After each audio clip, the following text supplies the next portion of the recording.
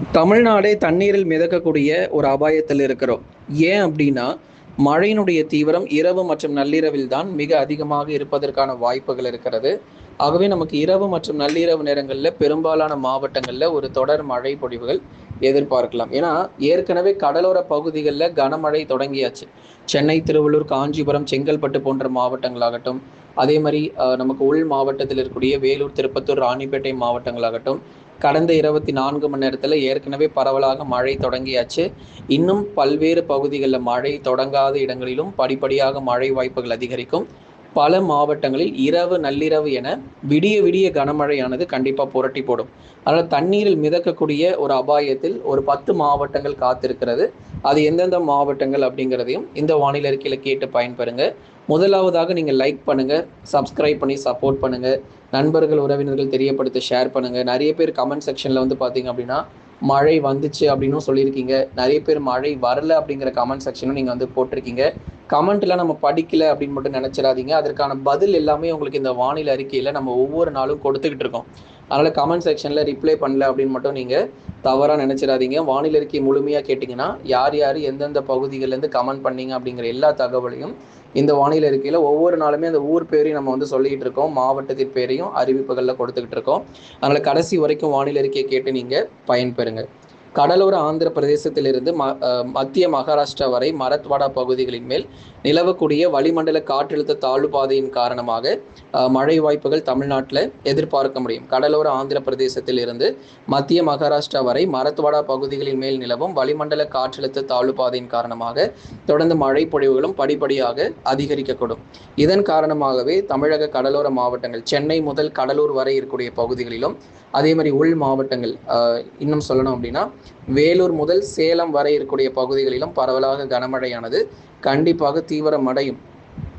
சென்னை முதல் கடலூர் வரை இருக்கக்கூடிய பகுதிகளிலும், வேலூர் முதல் சேலம் வரை இருக்கக்கூடிய உள் மாவட்டங்கள் மற்றும் கடலோர பகுதிகள் அனைத்து இடங்களிலும் கனமழையானது இரவு நேரங்களில் புரட்டி போட வாய்ப்புகள் இருக்கு. முதற்கட்டமாக மாலை, இரவு மற்றும் நள்ளிரவில் தான் இந்த மழை பொழிவுகள் அதிகமாக இருக்கும். காலை முதல் பகல் வரைக்கும் உங்களுக்கு லேசான வெயில் காணப்பட்டாலும் மாலை மற்றும் இரவு நேரங்களில் மிக தீவிரமான மழையானது எதிர்பாருங்க. சரியாக இரவு 8 மணி முதல் நள்ளிரவு 1 மணி வரை இந்த நேரங்களில் தான், இந்த இடைப்பட்ட நேரங்கள் தான் அதிக அளவு மழை வாய்ப்புகள் தமிழ்நாட்டில் காத்திருக்கு அப்படிங்கிறதையும் உங்களுக்கு நம்ம தெளிவுபடுத்திடுறோம். கடும் கனமழை உறுதி. எந்தெந்த மாவட்டத்தில் கடுமையான கனமழை உறுதியாகியிருக்கு அப்படின்னா, சென்னை முதலாவதாக, வட சென்னை மற்றும் தென் சென்னையில் இருக்கக்கூடிய அநேக இடங்களில் மழை பொழிவுகள் எதிர்பார்க்கலாம். சென்னையினுடைய கடலோர பகுதிகளாகட்டும், அதே மாதிரி வட சென்னை, தென் சென்னை பகுதிகளாகட்டும், எல்லா இடங்களிலும் நமக்கு தொடர் மழை பொழிவுகள் ஜூன் 30ஆம் தேதி வரைக்கும் காத்திருக்கிறது. திருவள்ளூர் மாவட்டத்திலும் வலுவான கனமழை இனிதான் அதிகரிக்கும். திருவள்ளூர் மாவட்டத்தில் குறிப்பாக ஆவடி, அதை தொடர்ந்து கும்மிடிப்பூண்டி, பொன்னேரி, பழவேற்காடு, திருவள்ளூர் மாவட்டத்தில் பள்ளிப்பட்டு மற்றும் அதன் சுற்றுவட்டார பகுதிகள், காஞ்சிபுரம், ஸ்ரீபெரும்புதூர், உத்திரமேரூர் மற்றும் அதன் சுற்றுவட்டார பகுதிகள், குன்றத்தூர், இது போன்ற இடங்களில், காஞ்சிபுரம் மாவட்டங்களில் பரவலாக கனமழையானது கண்டிப்பாக அதிகரிக்கும். செங்கல்பட்டு மாவட்டத்தில் மதுராந்தகம், மேல்மருவத்தூர், அதே போல செங்கல்பட்டு மாவட்டத்தினுடைய கடலோர பகுதிகள், பல்வேறு பகுதிகளிலும் செங்கல்பட்டிலும் நமக்கு மழையினுடைய தீவிரம் நிச்சயமாக அதிகரிக்கும். சென்னை, திருவள்ளூர், காஞ்சிபுரம் மற்றும் செங்கல்பட்டு மாவட்டங்கள், வேலூர், திருப்பத்தூர், ராணிப்பேட்டை மற்றும் திருவண்ணாமலை போன்ற இடங்களிலும் பரவலாக கனமழை அதிகரிக்க வாய்ப்பு இருக்கு. வேலூர் மாவட்டங்களில் குடியாத்தம், காட்பாடி போன்ற இடங்களாகட்டும், அதே மாதிரி திருப்பத்தூர் மாவட்டங்களிலும் விட்டு விட்டு பரவலாக மழை பொழிவுகள் அதிகரிக்கக்கூடும். திருப்பத்தூர்ல இன்னும் நம்ம சொல்ல போனோம் அப்படின்னா ஆம்பூர், ஜோலார்பேட்டை, வாணியம்பாடி மற்றும் அதன் சுற்றுவட்டார பகுதிகளிலும் இடியுடன் கூடிய கனமழைக்கான வாய்ப்புகள் தொடர்ந்து நமக்கு பதிவாகும். அப்போ வேலூர், திருப்பத்தூர், ராணிப்பேட்டை, களவாய், செம்மேடு மற்றும் அதன் சுற்றுவட்டார பகுதிகளிலும் இடியுடன் கூடிய கனமழை எதிர்பார்க்கலாம். திருவண்ணாமலை மாவட்டத்தில் குறிப்பாக நமக்கு செய்யூர் பகுதிகள், கீழ்பெண்ணாத்தூர், ஜமுனா மரத்தூர், டி வேலூர், சாத்தனூர் அணை, செஞ்சி மற்றும் அதன் சுற்றுவட்டார பகுதிகள், மேல்மலையனூர், வந்தவாசி, சேத்பட்டு, ஆரணி உள்ளிட்ட பெரும்பாலான திருவண்ணாமலை மாவட்டங்களிலும் கணிசமாக நமக்கு மழையினுடைய தீவிரம் அதிகரித்து வரக்கூடிய ஜூன் மாதம் 28, 29 தேதிகளில் மேலும் வலுவான கனமழை பொழிவுகள் கண்டிப்பாக இந்த இடத்துல அதிகரிக்கும்.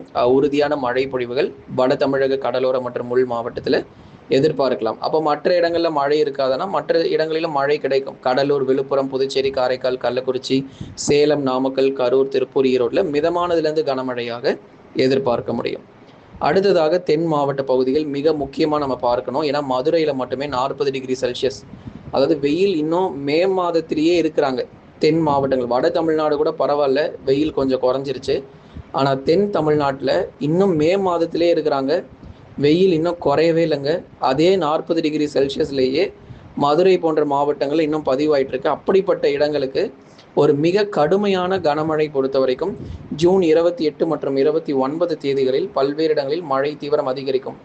மதுரை, உசலம்பட்டி, ஜக்கம்பட்டி, வாடிப்பட்டி, திருமங்கலம் மற்றும் அதன் சுற்றுவட்டார பகுதிகள், திண்டுக்கல், நத்தம், சின்னாலம்பட்டி, கொடைக்கானல், பழனி, ஒட்டஞ்சத்திரம், விருதுநகர், சிவகாசி, ஸ்ரீவில்லிபுத்தூர், ராஜபாளையம், அதே போல் சிவகங்கை மாவட்டத்தில் தேவக்கோட்டை, காரைக்குடி போன்ற இடங்கள், திருபுவனம் மற்றும் அதன் சுற்றுவட்டார பகுதிகள், ராமநாதபுரம், தொண்டி, முதுகளத்தூர், கமுதி மற்றும் அதன் சுற்றுவட்டார பகுதிகள், ராமேஸ்வரம் போன்ற இடங்களிலும், மண்டபம் உள்ளிட்ட பகுதிகளிலும் பரவலாக இடியுடன் கூடிய கனமழையானது ஜூன் 28 மற்றும் 29 இந்த 2 தேதிகளில் தென் மாவட்டத்தில் இருக்கக்கூடிய பெரும்பாலான பகுதிகளில் மிக மிக தீவிரமான மழை பொழிவுகள் கண்டிப்பாக காத்திருக்கு. அதில் எந்த மாற்று கருத்தும் இல்லை. தயவு செய்து உஷாராகிருங்க. சொல்லக்கூடிய தேதிகளை கொஞ்சம் கவனமாக கேளுங்க.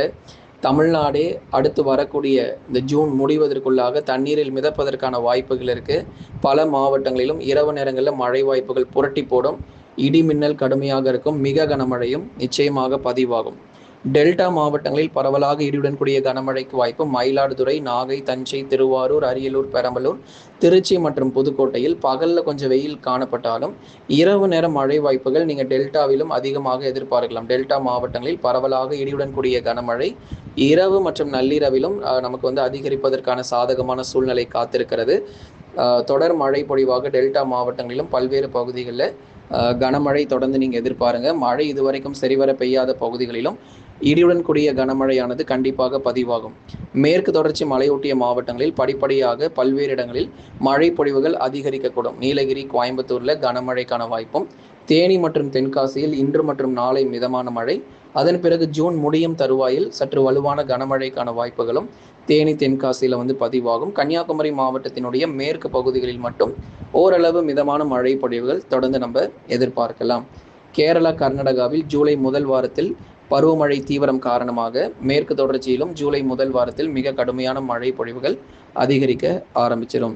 கடந்த 24 மணி நேரத்தில் பதிவான அதிகபட்ச வெப்பநிலை பொறுத்தவரை மதுரை மாவட்டத்தில் 40.5 டிகிரி செல்சியஸாக நமக்கு வெப்பநிலை பதிவாகியிருக்கு.